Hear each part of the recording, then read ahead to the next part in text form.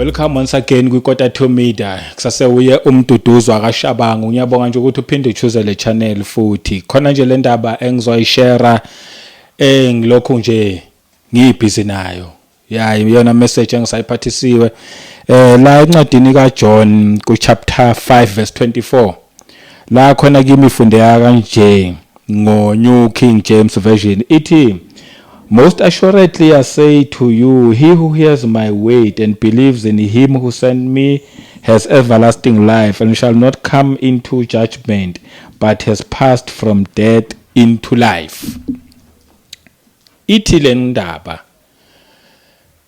most assuredly, shuthi iqiniso leli. NgesiZulu nje ngiqinisile ngama version verily.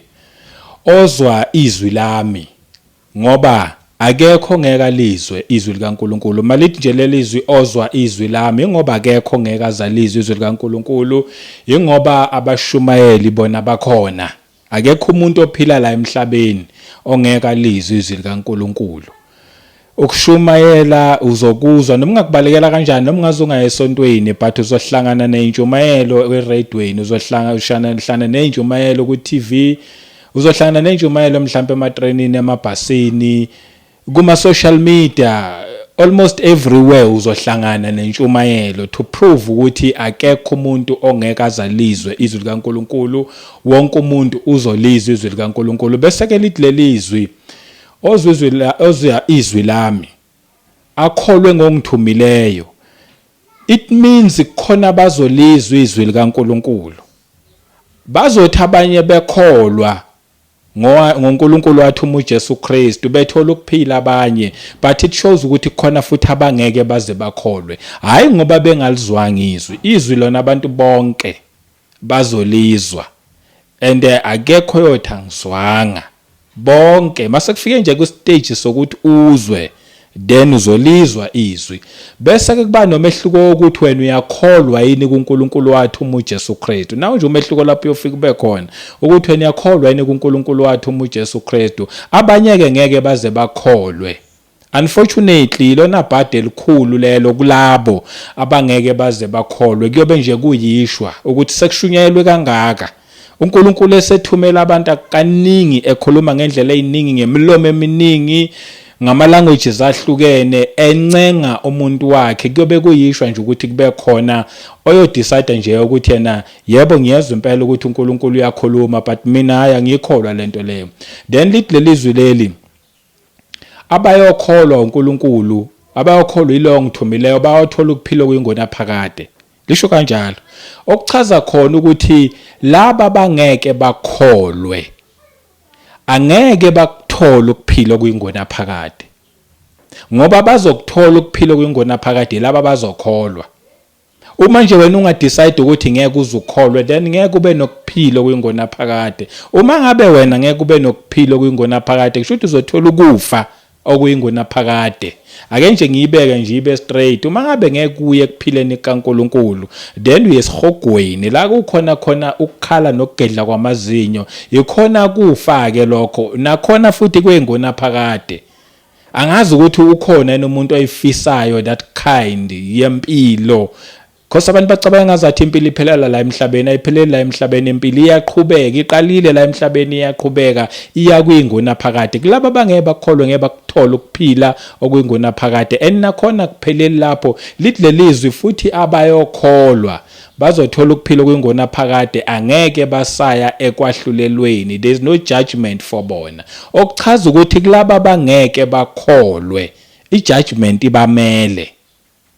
Omunye umuntu angayithatha kancane indaba ye judgment kube into nje ukuthi usuka i-judgment yanyozimela ngalelo langa lelo. Ukube bekuyinto encane esimple easy, uJesu wayengeke eze emhlabeni. uNkulunkulu wayengeke athumele uJesu Kristu ukuthi azosifela amacala ethu for something that is so small and simple. It shows ukuthi wayezosithwalela uJesu i-judgment, because i-judgment angeke izibe mnandi. Akekho umuntu oyoyithanda i-judgment. Ngeke kube kuhle ngalelo langa. And kulabo kube sekukhona ukwahlulelwa. Leli lizwi leli kulabo abayokholwa bona kusekho ukwahlulelwa, kodwa bayaphuma ekufeni bangene ekuphileni, okuchaza ukuthi kuloyo muntu loyo naloyo oyodecide ukuthi yena athi indaba kaNkuluNkulu angiyifuni. Nakho ke kuwena okufanele ukwazi ukuthi wena ngoba nje ungamfuni uNkuluNkulu, okokuqala usekufeni. Njengoba ungamfuni uNkuluNkulu, ungafuni ukukholwa kuJesu Kristu, uzoqhubeka ulokhu uhleli nje ekufeni, and wena uzukuye ekuphileni. Wena uzobulokhu usekufeni, nangale kwethuna uzobulokhu usekufeni, and uNkulunkulu ke uwumuntu onefair, ohambisana nentando yomuntu.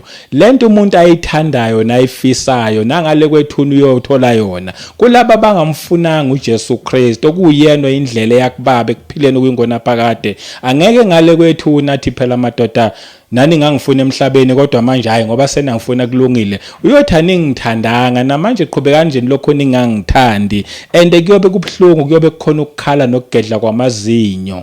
Wena uphume ekufeni ungene ekuphileni mawungakholwa, ulokhu uhlele ekufeni emhlabeni uphinde uye ekufeni nangale kwethuna. Angazi ukuthi bangaka abafuna leyo nto leyo. Mina ngizokuncenga ngizothi mina ukuzwe lelizwi, kholwa kuJesu Kristu, isikhathi sisasekhona, ngoba ngale kwethuna uyobusufise ngazathi lelizwe ngathi ngabe sasilishova ngenkani kuwena, engazathi ngabe sasilifaka ngenkani kuwena.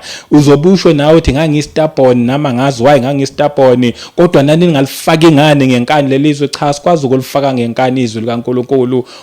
uNkulunkulu usiphile free will sonke, umuntu mayikhethele. OkwaNkuluNkulu nje ukukulokho ekulethela abantu abazokubonisa ukuthi hayibo nakho ukukhanya, phuma ebumnyameni, nakho ukuphila, phuma ekufeni. Bese kuba kuwena ukuthi ubuyikhethele kuphi. But akekho yokushova nje gospel ngenkani, kodwa lona izwi ngeke futhi uthi angizange ngilizwe, ubuyikhethele wena. So ngizokuncenga nje mina khetha kahle, ukukhetha uJesu Kristu. Igama lami ngumduduzi wakwaShabanga. uNkulunkulu emuhla kubusise. Asiphinde sihlangane futhi kwivideo elandelayo.